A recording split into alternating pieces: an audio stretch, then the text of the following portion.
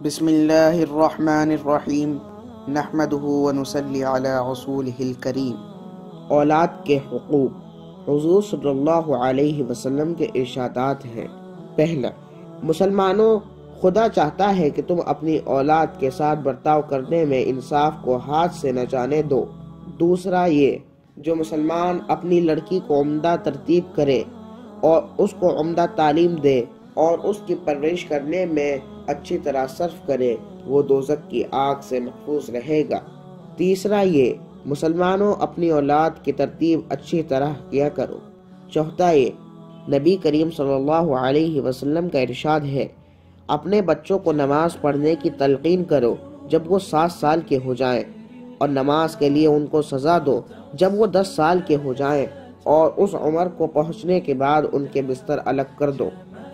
پانچواں یہ، نبی کریم صلی اللہ علیہ وسلم کا ارشاد ہے، باپ اپنی اولاد کو جو کچھ دے سکتا ہے اس میں سب سے بہترین عطیہ اولاد کی اچھی تعلیم و تربیت ہے۔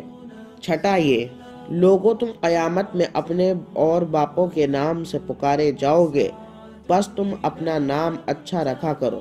ساتواں یہ، جس نام میں عبرت اور خدا کی تعریف کا ظہور ہوتا ہے وہ نام اللہ کو بہت پیارا ہے۔ آٹھواں یہ، سب سے مقدم اپنے اہل و عیال پر خرچ کرنا ضروری ہے، پھر جو لوگ رشتے میں قریب ہوں ان پر خرچ کرنا چاہیے۔